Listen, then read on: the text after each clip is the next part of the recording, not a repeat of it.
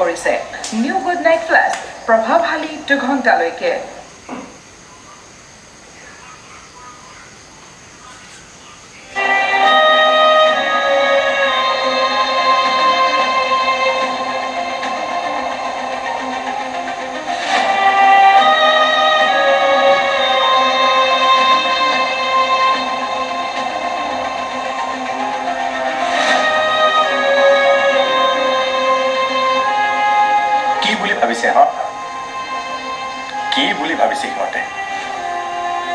মই কিন্তু কাকো সোধাই নিৰো আমাক ইমান ক্ষতি কৰাৰ ফল তেওঁলোকে ভুগিবই লাগিব ৰবা এতিয়া দেউতাক ককাইহঁতৰ কি দুখ কোৱাচোন তেওঁলোকৰ ছোৱালীৰ চৰিত্ৰৰ কথা জনা হ'লে তেওঁলোকে আগতীয়াকৈ কেঞ্চেল কৰি দিলেহেঁতেন বিয়াখন হ'ব দিয়া তুমি অলপ ঠাণ্ডা হোৱা না স্বাগতৰ গাত যিমান দুখ সিমানখিনি দুখ তাইৰ ককাইক আৰু দেউতাকৰ গাতো আছিল কৃষ্ণা তেওঁলোকে এবাৰ সুধিব লাগিছিল স্বাগতাক যে তাইৰ কোনোবা প্ৰেমিক আছেনে নাই আৰু যদি স্বাগতাই সেই ল'ৰাটোক সঁচাকে ভাল পায় তাই দেউতাকক নজনালেহেঁতেন নেকি সিহঁতে সকলো জানিছিল সকলো জানিও সিহঁতে স্বাগতাক হৃদয়লৈ বিয়া দিব বিচাৰিছিল এয়া কি সিহঁতৰ ভুল নহয় কৃষ্ণা ৰূপাচোন ভুল হয় কিন্তু কি হ'ল হৈ গ'ল এতিয়া আমি ঠাণ্ডা মগজুৰে কি কৰিলে ভাল হয় সেয়া ভাবিব লাগে কাইলৈ ৰাতিপুৱাই জীৱনৰ মানুহখিনি আহিব তেওঁলোকক কি ক'বা সেইটো ভাবা ভাবিবলৈ আৰু কি আছে সকলোৰে আগত এতিয়া লাজ পাব লাগিব প্ৰায় 1000 মানুহক মায়ে বিয়ালৈ নিমন্ত্ৰণ কৰিছিল মায়ে নিজে গৈ সকলোকে মাতি আহিছিল এতিয়া কি কম সকলোকে বিয়াখন কিয় কেঞ্চেল হ'ল বুলি মই মৰা বুলি কবি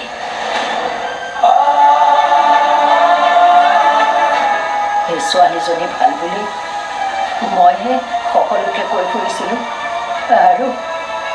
মোৰ কথা বিশ্বাস ৰাখি হৃদয়ে স্বাগতাক চোৱাৰ অনুভৱেই নকৰিলে জাননে কান্তনু চাচোন হৃদয় মোৰ ওপৰত ইমান বিশ্বাস কিন্তু ভুল মোৰে আছিল জানানে কৃষ্ণা ভুল মোৰে আছিল মই তাইক চিনিয়ে নাপালোঁ হৃদয়ে মনত কম কষ্ট পাইছে যে মোৰ সন্মান তোৰ সন্মান হৃদয়ৰ সন্মান মই দেখোন সকলো শেষ কৰি পেলালোঁ সকলো শেষ কৰি পেলালোঁ মা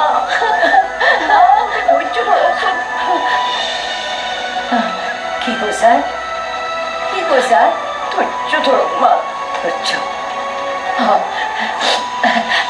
মই ধৈৰ্য ধৰিব লাগিব ঠিকে কৈছা মই ধৈৰ্য ধৰিব লাগিব কাইলৈ জোৰোণ পৰহি বিয়া ন ধৈৰ্য ধৰিব লাগিব ঠিকে কৈছা ধৈৰ্য ধৰিব লাগিব মোৰ বহুত কাম আছে নহয় মই ধৈৰ্য ধৰিব লাগিব মই আহি আছোঁ ৰ'বা তুমি মাৰ লগত থাকা মা মানসিকভাৱে ভাঙি পৰিছে দয়াৰতে প্ৰেছাৰ টেবলেট আছে তুমি দিবা ঠিক আছে কিন্তু তুমি কি কৰা মোৰ কাম এটা আছে মই হৃদয়ক লগত লৈ এতিয়াই নগাঁৱলৈ যাম ইমান ৰাতি নালাগে নেকি তোমাক মই যিটো কৰিবলৈ কৈছোঁ তুমি সেইটোৱে কৰা কি কৰিব লাগে নালাগে তুমি মোক শিকাবলৈ নাহিবা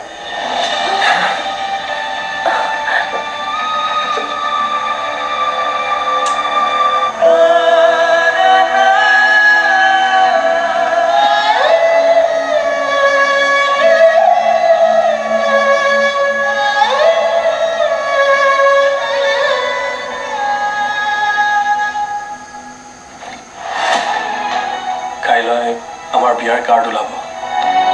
মই তোমাক এতিয়াও সুধিছোঁ তোমাৰতো কোনো আপত্তি নাই মানে মাৰ বাবে সকলোতকৈ ডাঙৰ কথাটো হৈছে সন্মান সেইকাৰণে এতিয়াও সুধি আছোঁ কিবা যদি প্ৰব্লেম আছে এতিয়াই কোৱা মানুহ মতাৰ পিছত যদি কেনেবাকৈ বিয়াখন কেঞ্চেল কৰিব লগা হয় সেইটো মাৰ সন্মানত লাগিব আৰু সেইটো মায়ে সহ্য কৰিব নোৱাৰিব আৰু ময়ো নোৱাৰিম সেইবাবে সুধিছো কিবা আপত্তি নাই একো আপত্তি নাই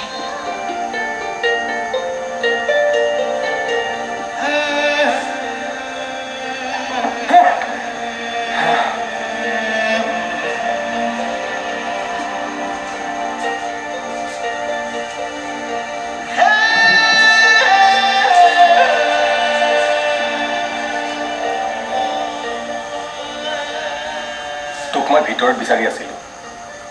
ইয়াত কি কৰি আছ সি ভাবি আছো ৰ ক'ত ভুল হৈ গ'ল ভুল আমাৰ একো হোৱা নাই হৃদয় ভুল কৰিছে স্বাগতাই আৰু স্বাগতাৰ ককায়েকে তাইক দেখা নাপালেও মোৰ জীৱনত স্বাগতাক এটা বিশেষ স্থান দিছিলোঁ মইতো তাইক ফোনত স্পষ্টকৈ সুধিছিলোঁ তাইতো মোক ক'ব পাৰিলেহেঁতেন কিয় নক'লে বাৰু দাদা তাই যদি মোক এবাৰ ক'লে হয় যে তাই কাৰোবাক ভাল পায়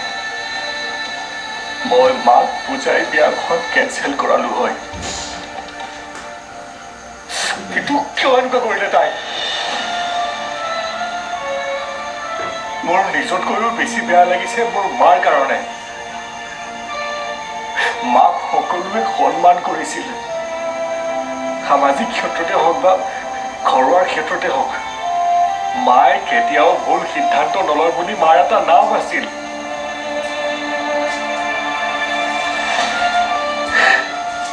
কিন্তু অজানিতে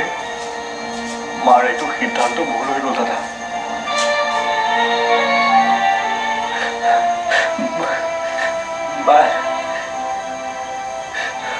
মাৰ কাৰণে এইটো সহ্য কৰা টান হ'ব দাদা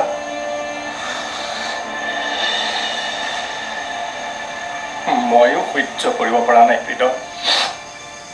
বল হৃদয় এতিয়াই আমি স্বাগতাৰ ঘৰলৈ যাওঁ মোক মোৰ প্ৰশ্নৰ উত্তৰ লাগিব বল আৰু কথা পঢ়াই লাভ নাই ইয়াতে শেষ কৰ কিয় শেষ কৰিব লাগে মই আমাৰ যিমান ক্ষতি হ'ল তই পাহৰিব পাৰিলেও হৃদয় মই পাহৰিবলৈ নোৱাৰোঁ গতিকে বল হৃদয় আমাৰ লগত কিয় এনেকুৱা কৰিলে তাৰ উত্তৰ দিব লাগিব আমাক হৃদয় আৰু ক্ষতিপূৰণো দিব লাগিব মই সেইখন ঘৰৰ এজন ব্যক্তিৰ মুখখন চাব খোজা নাই দাদা গতিকে সেইখন ঘৰত যোৱাৰ প্ৰশ্নই নাহে আৰু কি জানা কিছুমান ক্ষতিপূৰণ নাথাকে কাইলৈৰ ভিতৰত আমাৰ কৰিবলগীয়া কাম বহুত আছে দাদা কিমান মানুহক জনাব লাগিব এবাৰ ভাবি চাচোন আৰু মাকো বুজাবলৈ আছে এইবুলি সিহঁতেও শান্তিত নাই দাদা সিহঁতেও বিয়া পাতিম বুলি প্ৰস্তুতি চলাইছিল আমাতকৈ বেছি লাজ পাইছে স্বাগতাৰ দেউতাকে তাইৰ ককায়েকে এই গোটেই বিষয়টোত শান্তি পাইছে কেৱল স্বাগতাই কাৰণ তাইৰ প্ৰেমিকক পালে আৰু এইটোৰ বিষয়ে মই কথা পাতিব নিবিচাৰোঁ ইয়াতেই শেষ আৰু তোকো কৈছোঁ দাদা তই তাত যাব নালাগে আৰু তই পাহৰিবলৈ যত্ন কৰ যে তোৰ ভাইৰৰ বিয়া ঠিক হৈছিল মায়ে কেনেকৈ অস্বাভাৱিক আচৰণ কৰি আছে কোনো লাগ নাই কৈ আছে একো বুজি পোৱা নাই নাই মই এনেকে বহি থাকিলে নহ'ব দেই কাইলৈ জোৰোণৰ গাড়ী আহিব আইসকলে নাম গাব মইতো আয়তীসকলক যোগানো ধৰিব লাগিব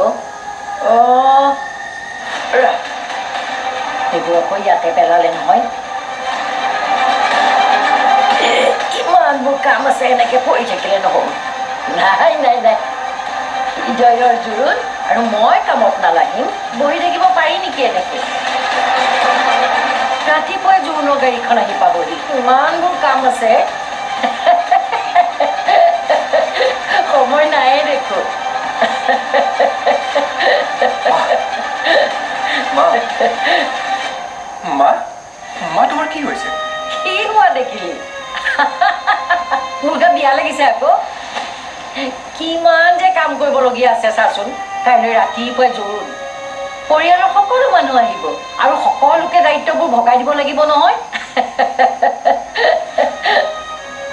কাইলৈ মোৰ হৃদয়ৰ জোৰোণ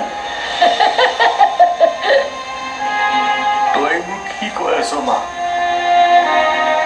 মোৰ বিয়া কেঞ্চেল হ'ল নাপায় নহয় তেনেকুৱা অমংগলীয়া কথা নকবি কিন্তু বাস্তৱক স্বীকাৰ কৰা মা তুমি কিয় এনেকুৱা কৰি আছা স্বাগতা বেলেগৰ লগত পলাই গ'ল মা অসম্ভৱ কথা এইবিলাক কথা বিশ্বাস নকৰিবি তাই মোৰ বিশ্বাস নাভাঙে আৰু মোৰ সন্মানো শেষ কৰিব নোৱাৰে মই কৈ দিলো মা বুজিবলৈ যত্ন কৰ না মনে মনে থাক তহঁতে মোৰ লগত কি ধেমালি কৰি আছ মোৰ পচন্দৰ কেতিয়াও ভুল হ'ব নোৱাৰে মই তাইৰ লগত নিজে কথা পাতিছো আকৌ তহঁত দুইটা মোক কিয় খং উঠাই আছ বুজা নাই কিয় হ'ব মা তই ইমান অস্থিৰ কিয় হৈ আছ ইমান খং কিয় কৰি আছ আমাক মোৰ ভুল হ'ব নোৱাৰে আৰু এনেকুৱা কিছুমান কথা শুনিলে মোৰ খং উঠে মোৰ বহুত খং উঠি যায় একো নকয় মা হৃদয় আৰু আপোনাক একো নকয় বলকচোন আপোনালোক শুই ল'ব বলক দিনটো বহুত কাম কৰি আছে যে ভাগৰি গৈছে বহক অকণমান আৰাম কৰক এতিয়া আপোনাৰ বহুত কষ্ট হৈছে দেই মা অকণমান আৰাম কৰক এতিয়া দিনটো কামত লাগি আছে যে ভাগৰি গৈছে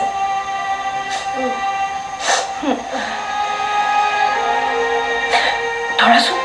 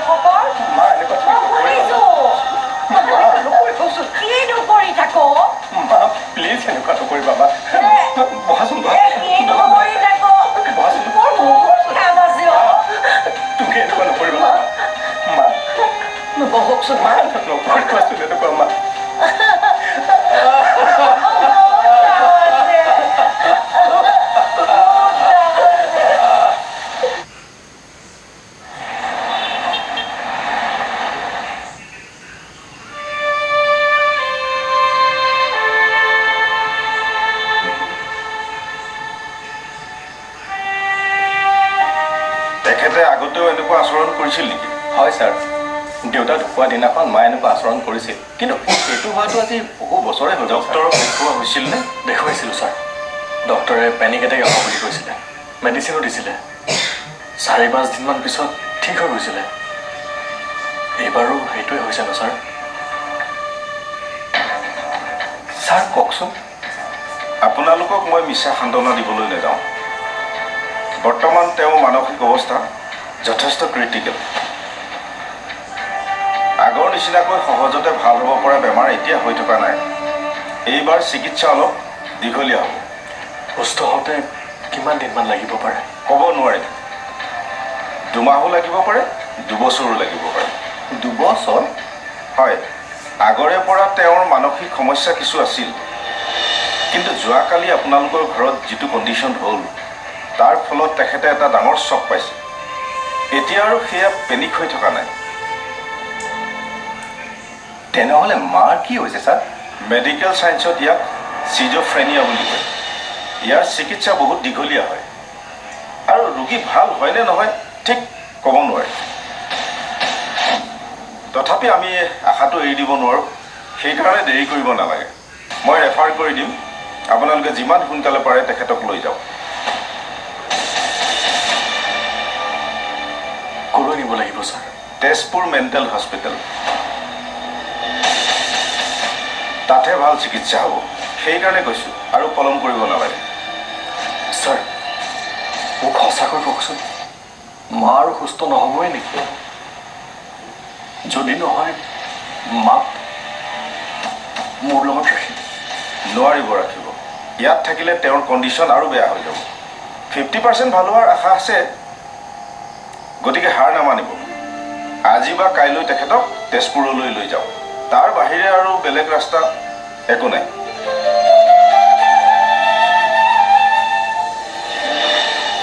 তাৰ পাছত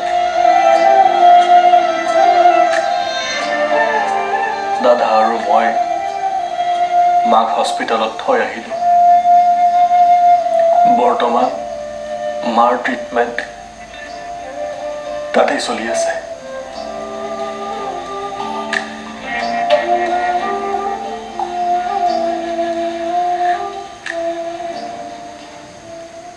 তেখেতৰ এতিয়া অৱস্থা কেনেকুৱা? আগতকৈ বেয়াৰ ফালেহে গৈছে। আমি মাহেকত এবাৰকে খবৰ ল'বলৈ যাওঁ, কিন্তু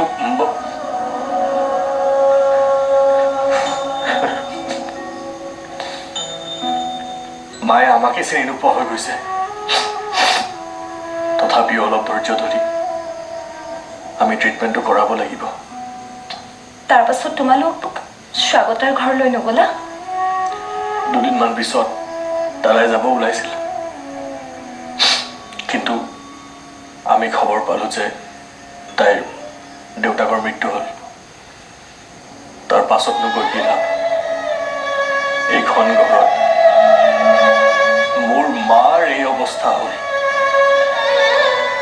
আৰু সেইখন ঘৰত স্বাগতাৰ দেউতাকৰ মৃত্যু হ'ল। এজনী ছোৱালীয়ে সকলো শেষ কৰি পেলালে নিয়ৰ। তোমালোকে নাভাবিবা যে দুয়োখন ঘৰ ধ্বংস কৰি তাই সুখত থাকিব পাৰিব। ভগৱানে ইয়াৰ বিচাৰ ল'বই। ঘটনাটোৰ পাছত মই হাঁহিব পাহৰি গৈছিলোঁ। সকলো ফালৰ পৰা মই ভাঙি পৰিছিলোঁ। মোৰ লগতো কোনোবাই এনেকুৱা কৰিব পাৰে বুলি মই সপোনতো ভবা নাছিলোঁ।